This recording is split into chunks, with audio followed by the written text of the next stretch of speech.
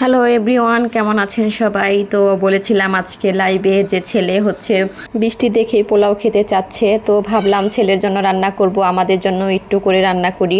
আজকে আমার একদমই পোলাও টোলাও খিচুড়ি টিচুড়ি কিছু রান্না করার কোনো প্ল্যান ছিল না। সকালবেলায় আমি বুয়াকে দিয়ে সবজি টবজি সব কাটাই রাখছি, আমি জাস্ট রান্না করব। রান্না করার আগে ভাবলাম একটু চা খাই, তো চা খাওয়ার সময় বারান্দায় গিয়ে লাইভ করলাম। ওই টাইমে ছেলে হচ্ছে বায়না করলো, সে হচ্ছে পোলাও খাবে। তো ভাবলাম ছেলেকে হয়তো একটু করে রান্না করে দিব, যেহেতু ছেলের কালকের একটু মুরগির মাংসর তরকারি আছে, ওটা দিয়ে হয়ে যাবে।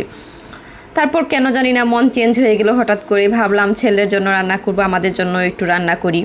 তারপর সব সবজি টবজি কাটা সবজি ফ্রিজে রেখে দিলাম।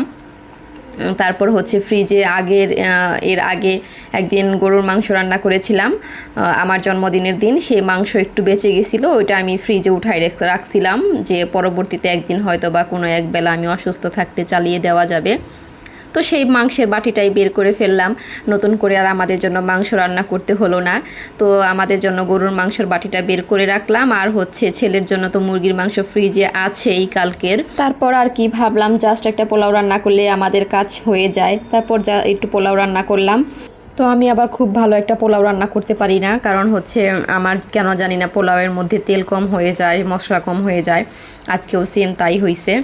যাই হোক, রান্না তো করছি, এটাই যথেষ্ট। তারপর হচ্ছে এই যে গরুর মাংস বের করে রাখছিলাম, সেটা হচ্ছে গরম দিয়ে দিয়েছি। অল্প একটু গরুর মাংসই ছিল, যেটা আমাদের দুপুরবেলাই হয়ে যাবে। তারপর হচ্ছে এইবারকার মাংসগুলা এত মজা ছিল, আমি একটা টুকরা উঠায় আপনাদেরকে দেখাচ্ছি, দেখেন কত জুসি জুসি, মানে আপনাদেরকে কি বলবো।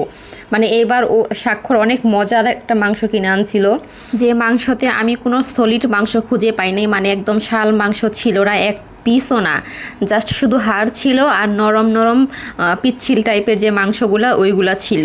খুবই মজা করে খেয়েছি। এই যে আমি ভাত খাচ্ছি, এইখানে দেখতেই পাচ্ছেন যে আমার মাংসটা কেমন, মানে কাচ্চি রান্না করলে হচ্ছে খাসির মাংসটা যেরকম দেখা যায় ঠিক সেরকম লাগছে, মানে এত নরম মাংস।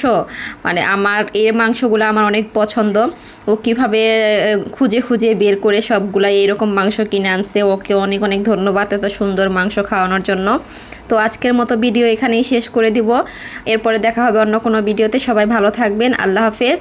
আর বেশি বেশি করে লাইক কমেন্ট করে আমার পাশেই থাকবেন।